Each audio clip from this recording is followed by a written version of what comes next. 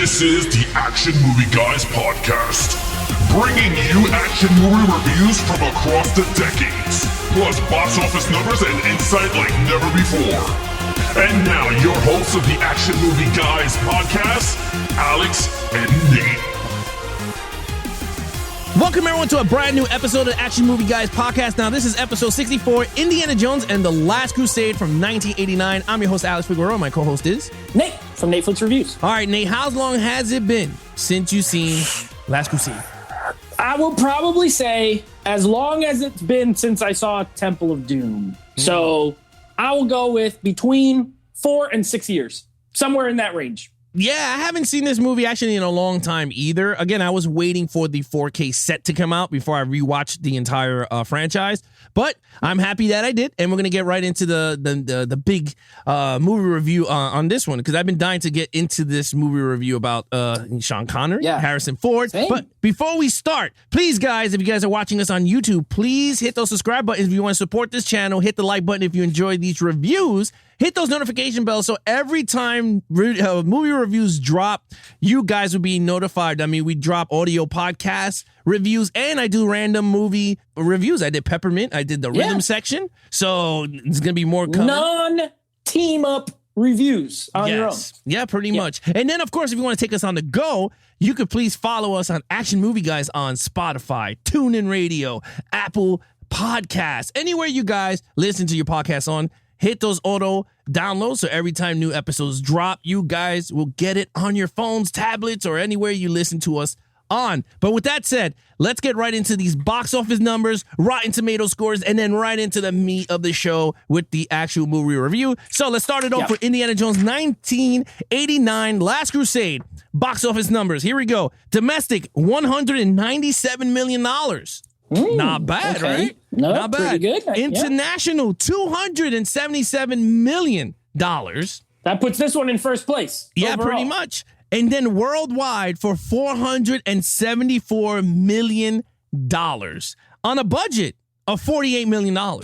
Now, I know that this puts this one in first because I remember the last two were 300 and something worldwide. Yeah. Now, they came out earlier. I'm sure it's close as far as equivalency. But this was the biggest one. Now, spoiler alert, next 2 weeks, 2 episodes from now, you're going to hear Crystal Skull. I'm pretty sure that one made $300 million domestic. Yeah. That also came out in 2008. So we'll get to that one later. But yeah, this is a massive hit. No, this is a massive hit. But think about it. It's like $48 million, right? So they quadruple their money. Yeah. But let me know. Now let's get right into the actual Rotten Tomato scores. Yeah. So this one, look, Raiders was a 95 critics. Temple of Doom was an 84. This one right in the middle at an 88% critically. Wow. But audience scores, Raiders was a 96. Temple was an 81. This one almost as high as Raiders at 94% audience score. So people seem to love this movie. Excuse me. I know a few people who rank this as their number one. So is it ours? I don't know. You're going to have to find out later, but we're about to talk about it in a second. Well, who really cares about these scores? They're meaningless. You damn right. No one cares about these scores. But with that said, let's get right into the movie review. Nate, take it over with lead character. Now this time, I guess we could add Sean Connery and Harrison Ford together, right? They're kind of together, but we could say Indiana Jones because he is in the whole movie. And but we could rank. I just scored Harrison Ford, but we'll mention Sean Connery. Let's do that. All right. So a 5 for me. Back to a 5 for me, right? So I gave him a 5 in Raiders. I gave him a 4.5 in Temple of Doom, but I had my reasons. You could go back and listen to that as to why. For me here, back to a 5. I thought this felt like the same Indiana Jones that was in the first film. Okay. Not as cynical, very much the adventurer back in. This one, it just felt like the first movie a lot more than Temple of Doom, period. Yeah. Like even the structure of it, right? Like you had the opening like action scene or whatever. And then he goes then there's a scene in the college and he's teaching a class and the guy comes in to get him. It's almost the whole beginning part is very similar to Raiders. But yeah, it's a 5. I thought Harrison Ford was great. He's a little older here, right? Because it's 8 years since the first movie. He looks a little older, but he plays this character so well. He has all the same kind of the charisma when he's with the Eliza her character. And I loved him in this movie. I gave him a 5. As for Sean Connery, Sean Connery's a legend. You know what I mean? He's also great in the role. I don't love the character as much as like Indiana Jones, but I love Sean Connery in the movie. Okay. Yeah, look, dude, I'm going to tell you right now. I mean, this is a hands down 5 for me. I mean, I think I went 5 across the board on each of these movies so far. I went 5. Dude, I think there's something fun about Harrison Ford and this character. He knows it so well. And even at an older age, he knows how to play him, right? Like you said, I mean, it's fun from Raiders to Last Crusade. Like the aneurysms, him with the women is funny. Yeah. The joke, him and Marcus. And I love the relationships between him, Marcus, Sala, and his father. Like they all have like this unity together. And I think that's what this movie, I love because, again, we didn't know we were going to see another Indiana Jones on screen. So like the way they ended these movies was him with his friends. Right? If you look like him, Sala, Marcus, they were all together at the end of the movie. A great way to end the franchise. And you know what, man? He is just awesome. And yeah, I gave him a 5. All right, so let's get right into the main villain. Okay. I don't remember his name. He's old white hair guy. Look, this is this is the worst villain in the franchise. He's just an old guy. He is the villain that we're 64 episodes into this. So at this point, you kind of know, I think you've got a good idea of our taste in characters and things like that. This is the kind of villain I don't like. Someone who just pays everyone else to do everything and then just sort of shows up. He's not formidable in any sort of way, even less than Belloc. At least Belloc does stuff. He is in the field. He is, this guy doesn't show up in the field till the end. It's a classic move of like, they show him early on, and then he's like a friend, but he's got like nefarious plans. I don't like this villain. I think he's terrible. I don't remember his name, which means he's not very memorable.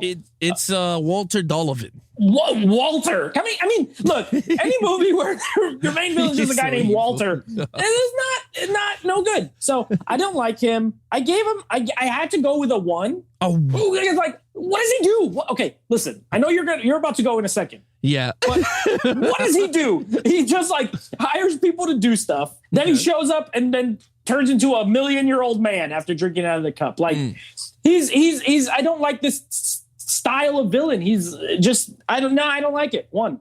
Yeah, okay, look, when it comes to Walter Donovan, I liked him. I thought he was a good villain, and I thought he played the villain, he used Indiana Jones, like, to get what he needed, right? Just like Belloc. I mean, Belloc was the opposite, right? Belloc, once he had the item, he came and snatched it like a bully. He was like, you know what? Right. At least he was a bully. This one, he used him. He took his father, ransom, which he didn't know, so he had to go, you know what? We hired your dad. Your dad got, someone took him, they kidnapped him, and now we need you to finish exactly where he started.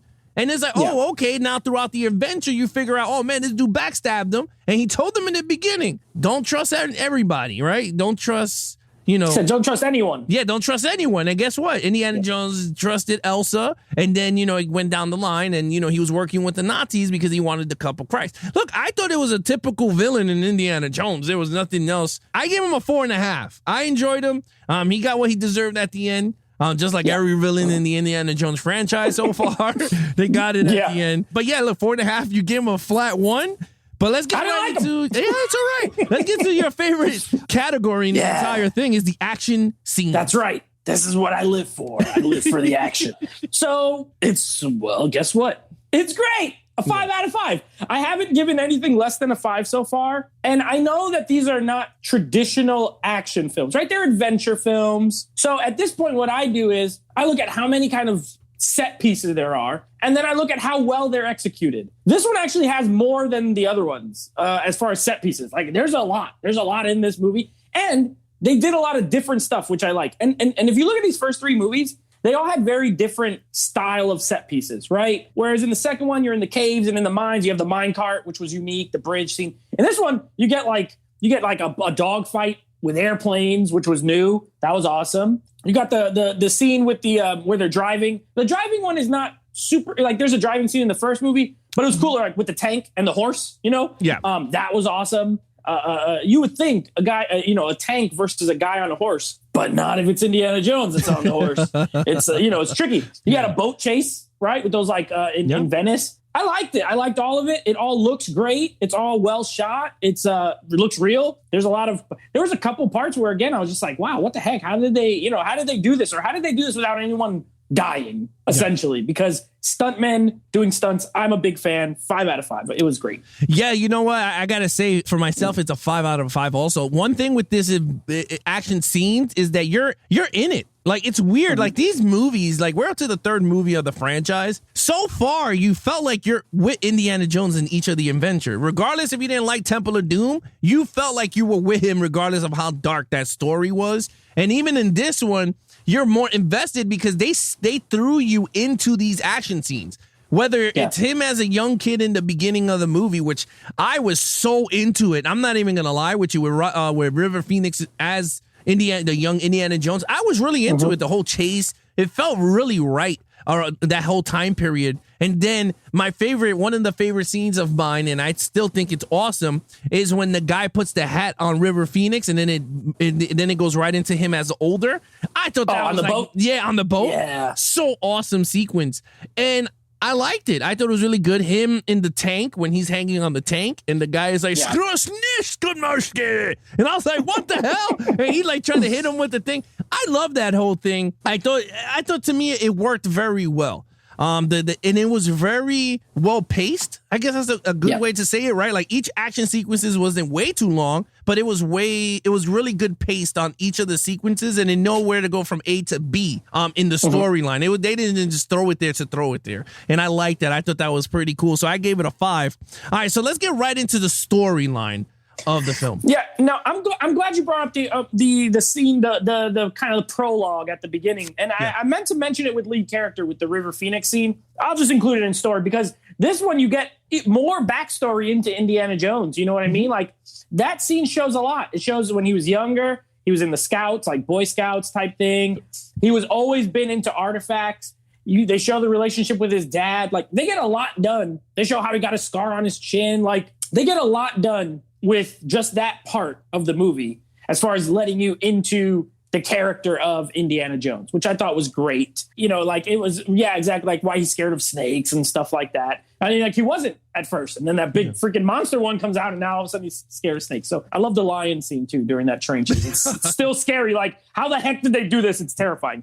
But anyway, the story's great. I think I put it a notch below Raiders because it does meander a little bit in the middle to me. Like, it just kind of a little bit. It's spinning its wheels a little bit. And I'm just like, okay, let's like like you said, the set pieces are great and they're not too long or too short. And there's enough of them. But when they're not happening, some of the story stuff, like when they're at the library with the girl, everything with the girl and then the Nazis and some of that stuff is like, it was just okay to me, but still great. I gave it a 4.5.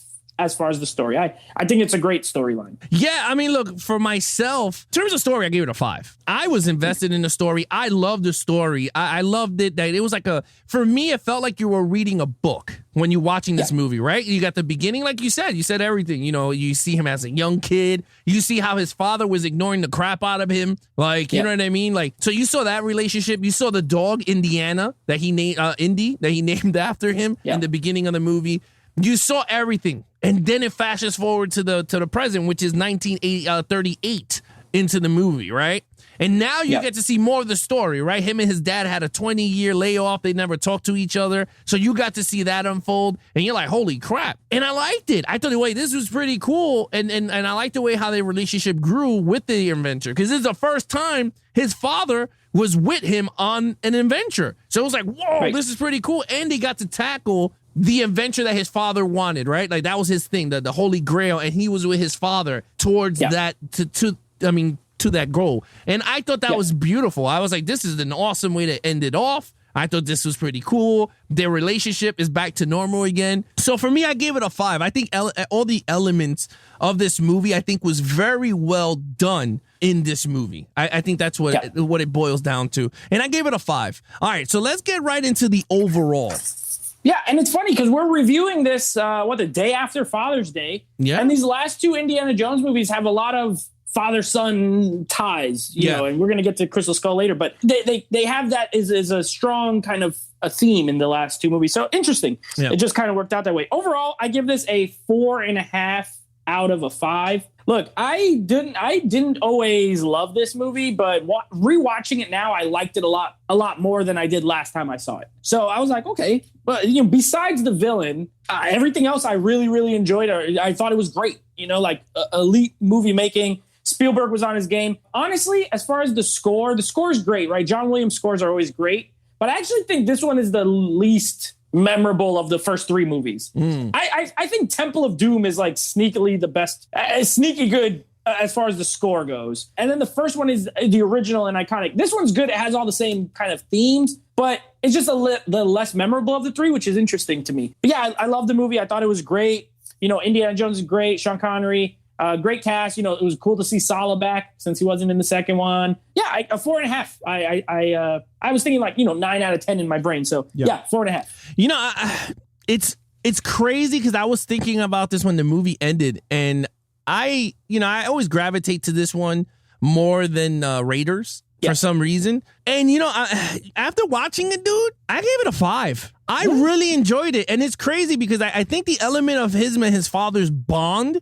was so strong in this movie. And for me, it made the movie. Like, because it's like, you know, they never talked to each other for 20 years. And I'm like, wow, that's crazy. And like, you saw his personality just switch towards the end. Like when he fell off with the tank, his father got very worried. He was like, I never got to say whatever. And then he looked over and then he hugged him. And then all of a sudden he went right back to, come on, Junior, let's go. You know? And I'm like, oh, damn, this is crazy. And then towards the end, and my favorite scene also at the end of the movie is when they're on the horses and he goes, don't call me. And then he's just like, whatever. Like, it is. And then they just run off to the sunset. I don't know. I think that was very well. This movie had a great blend of comedy, adventure, action, a thriller, I guess you want to call it, because there's certain parts of the movie that's very, you know, like a thriller part. I liked it. I thought it was really good. Even, let's just talk about that scene at the end when they're going for the Holy Grail. That's very dark. You got to chop their heads off. You got to walk on a leap. That's the darkest part, which is weird. The first two were more violent and kind of darker, and then this one is mostly lighter until they get to the cave and stuff. Then it gets like classic Indiana Jones. Yeah, so it, like, to me, I was like, wait, this is actually pretty cool. And he's like, Elsa, don't cross the seal. And she crosses the seal, and then all of a sudden the chaos erupts, and you're like, oh, damn. Right. And I thought that was fun. I mean, to me, I think the entire, because we're not even talking about Crystal Skull yet or the franchise ranking, but so far out of these three, I gotta say, this gotta be one of the best franchises from beginning to end. Right? I agree. Like, if you, I agree. Yeah, no, it's weird. I mean, to me, it's weird. Sitting down watching 1 through 3, I'm like, well, you could put Temple of Doom first, right? If you're watching them in order, will be Temple of Doom and then Raiders and then right into Last Crusade. And you're like, wow, this is a perfect franchise. Semi-perfect. I mean, it's not all going to be perfect, but it's one of the closest that you could just have fun, sit back, have a beer and chips, and it is a top tier franchise. Yeah, it's an upper echelon film franchise. You know, there's a few, right? There's a few in that kind of air, that air up there. Honestly, no matter what people say about the last few, like Star Wars is that kind of franchise. Very iconic, very known, very loved. This, I would put it in that category. It's in the same like level, right? If you were making a tier list. So I agree with you.